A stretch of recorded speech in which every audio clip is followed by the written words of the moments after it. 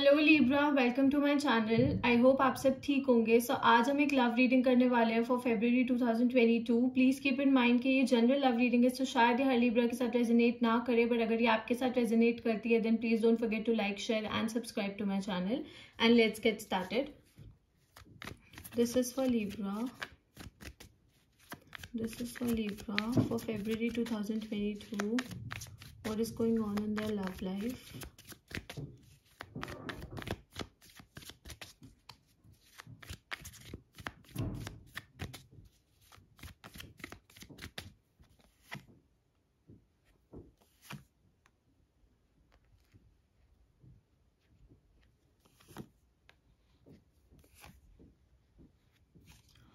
Okay Libra, so we have the Page of Swords. Okay, so I see कि कोई आपको stock कर रहा है. Okay, someone is stalking you, someone is keeping an eye on you. It could be your ex lover. आपके कोई ex lover हो सकते हैं, या फिर कोई एक ऐसा पर्सन हो सकता है जिसको शायद आपने रिजेक्ट कर दिया था या फिर अपनी लाइफ से निकाल दिया था, बट वो आप पे नजर रख रहे हैं, आपकी मूव्स पे नजर रख रहे हैं कि आप कहाँ जा रहे हो, किससे बात कर रहे हो, क्या कर रहे हो. शायद उन्होंने आपके सोशल मीडिया पे भी नजर रखी हुई है कि आप क्या पोस्ट करते हो या फिर क्या लाइक करते हो, ये सारी चीजें. तो मुझे यहाँ पे एक स्टॉकर तो दिख रहा है, समवन इज स्टॉकिंग यू, और it could be that someone is admiring you. कि ऐसा भी हो सकता है कि अगर कोई स्टॉक नहीं कर रहा है, बिकॉज हर एक चीज ऐसे नेगेटिव साइड पे नहीं जाती है, तो ऐसा भी हो सकता है कि you have a secret admirer हो, कि आपके कोई सीक्रेट एडमायरर हैं जो बहुत ध्यान से आपके सारे मूव्स देख रहे हैं कि आप क्या कर रहे हो, किससे बात करते हो, क्या बात करते हो, कहाँ जाते हो, मतलब कैसे चीजें डील करते हो. ऐसा भी हो सकता है कि शायद वो लोगों से भी आपके बारे में पूछ रहे हो कि मतलब आपको क्या पसंद है, अगर आपके सीक्रेट एडमायरर हैं. बट काफी सारे लोगों के लिए तो मुझे ये कोई एक्स पर्सन ही दिख रहा है, कोई एक्स लवर ही दिख रहा है जिसको शायद आपने अपनी लाइफ से कट कर दिया था. Okay, you were the one, आप थे जिन्होंने शायद उनको कट किया था अपनी लाइफ से, एंड नाउ उन्होंने आप पे एक नजर रखी हुई है कि आप क्या क्या कर रहे हो. Okay, so they are keeping an eye on you. But मुझे यही दिख रहा है दैट आप अपने पास्ट पर्सन के पास वापसी नहीं जाओगे. ओके, मतलब आप उन पास्ट सिचुएशंस में वापसी नहीं जाओगे जहां पे आपको बहुत ज्यादा सफर करना पड़ा था, जहां पे आपने बहुत ज्यादा चीजों के साथ डील किया था. ओके, सो कहीं ना कहीं बहुत मुश्किल था आपके लिए उस रिलेशनशिप से वॉक अवे करना, उस रिलेशनशिप को छोड़ के जाना आपके लिए बहुत ज्यादा मुश्किल था, उस पर्सन को छोड़ना आपके लिए बहुत ज्यादा मुश्किल था. बट फिर भी आपने हिम्मत जुटाई and you decided to walk away. Okay, आपने डिसाइड किया कि आप वॉक अवे करोगे. तो मुझे चांसेस नहीं दिख रहे हैं कि आप इस पर्सन के पास वापसी जाओगे. ये पर्सन शायद आपको कॉन्टैक्ट भी कर सकते हो, कि आपके पास पर्सन जो है वो आपको कांटेक्ट भी कर सकते हैं, बट मुझे नहीं लग रहा है कि आप इनकी तरफ जाओगे, because this person is showing his back. Okay, ये पर्सन अपनी बैक दिखा रहे हैं क्योंकि आपको उस रिलेशनशिप में वो रिस्पेक्ट नहीं मिली थी, आपको उस रिलेशनशिप में वो एफर्ट्स नहीं मिले थे जो आपने दिए थे. ओके, मतलब वो रिलेशनशिप में ना इक्वालिटी नहीं थी. ओके, इक्वालिटी एज इन की फीलिंग्स वाली इक्वालिटी नहीं थी. आपने उस रिलेशनशिप में बहुत इन्वेस्ट किया था, आपने बहुत कोशिश की थी कि चीजें वर्क करें, या फिर you wanted things from that person. मतलब आप उस पर्सन से, आपकी कोई एक्सपेक्टेशंस थी, बट उस पर्सन ने वो एक्सपेक्टेशंस पे वो नहीं खरे उतरे, एंड दैट्स व्हाई आपने डिसाइड किया कि जो चीजें आपको सर्व नहीं कर रही हैं, आप थोड़े डिसअपॉइंटेड भी थे. ओके, एंड आपके लिए मुश्किल था वॉक अवे करना फ्रॉम दिस रिलेशनशिप. बट अब मुझे यही दिख रहा है कि आप वापसी नहीं जाओगे to your past person. Okay, for majority of you. हाँ, कुछ लोग जा भी सकते हैं, that is your personal choice, but ज्यादातर लोगों के लिए मुझे यही दिख रहा है कि इवन अगर आपको वो चीज याद आती है, कहीं ना कहीं उस चीज का दुख होता है, कहीं ना कहीं पेन फील होती है, बट आप दोबारा से उस चीज के साथ डील नहीं करना चाहते. ओके, सो आप बहुत क्लियर हो कि आपको अपनी लाइफ में क्या चाहिए. ओके, अब ये पर्सन शायद आपसे बात करने की कोशिश कर सकते हैं, या आपसे इस महीने कम्युनिकेट करने की कोशिश कर सकते हैं, आपको मैसेज कर सकते हैं. अगर डायरेक्टली बात नहीं करेंगे तो शायद आपको सोशल मीडिया पे ऐड करने की कोशिश कर सकते हैं, या फिर किसी फ्रेंड के थ्रू आपके बारे में पूछने की कोशिश कर सकते हैं. तो कोई ना कोई जरिया वो ढूंढ सकते हैं आपसे बात करने का, बट मुझे आप इंटरेस्टेड नहीं लग रहे हो उस पर्सन से बात करने में.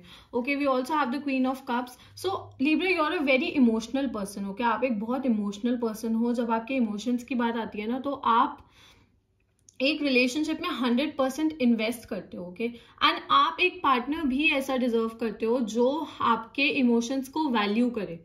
ओके, हर एक चीज मटेरियलिस्टिक नहीं होती है, हर एक चीज पैसे से रिलेटेड नहीं होती है, इमोशंस भी मैटर करते हैं. इस सिचुएशन में मुझे यही दिख रहा है दैट आपकी लाइफ में एक ऐसा पर्सन आएगा, okay, you are going to have a person, और maybe you have a person, अगर आप ऑलरेडी एक रिलेशनशिप में हो, जो इमोशनली आपको बहुत ज्यादा सपोर्ट कर रहे हो, okay, emotionally this person is standing by your side. ये पर्सन आपके साथ खड़े रहते हैं, आपकी चीजों के साथ डील करते हैं, आपकी हेल्प करते हैं कि आप चीजों को संभालो, ओके। सो या तो आपकी जिंदगी में ऑलरेडी एक ऐसा पर्सन है, या फिर आपकी जिंदगी में एक ऐसा पर्सन आने वाला है, okay. So we have the queen of cups, it is an amazing card, बहुत अच्छा कार्ड है ये।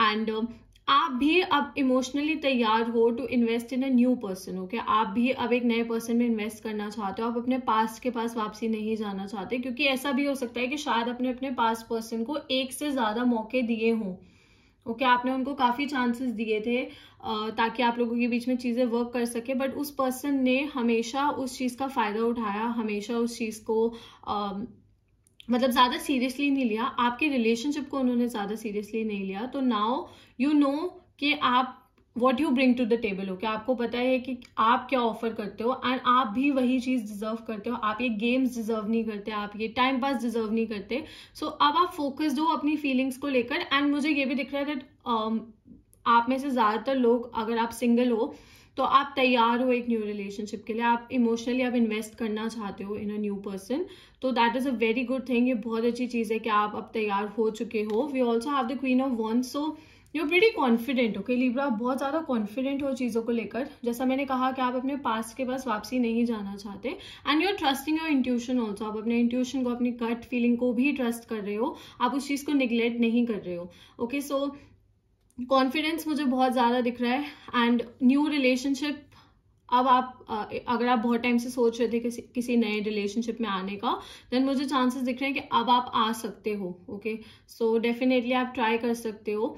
एंड अगर आपकी जिंदगी में एक ऐसा इंसान है जो चाहता है कि आप उनके साथ रिलेशनशिप में आओ, अगर किसी ने आपको अप्रोच किया है या किसी ने आपको प्रपोज किया है, then definitely go ahead, okay, आप जा सकते हो, आप डेफिनेटली एक रिलेशनशिप में आ सकते हो, बिकॉज अब आप प्रिपेयर्ड हो।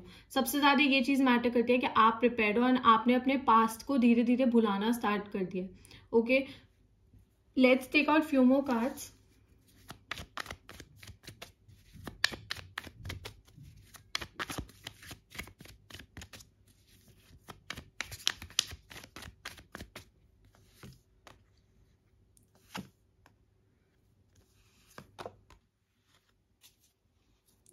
Okay Libra, so we have the hanged man, okay. So अब आपकी जिंदगी में मुझे लव लाइफ में तो स्टेबिलिटी आती हुई दिख रही है। हाँ, अगर आप ऑलरेडी एक रिलेशनशिप में हो, if you already in happy relationship, then I will say कि आपकी रिलेशनशिप में स्टेबिलिटी ही रहेगी, बिकॉज आप दोनों, okay, you and your partner, both of you are investing equally in this relationship. आप दोनों बहुत ज्यादा अच्छे से इन्वेस्ट कर रहे हो इस रिलेशनशिप में, आप दोनों चाहते हो कि चीजें वर्क करें।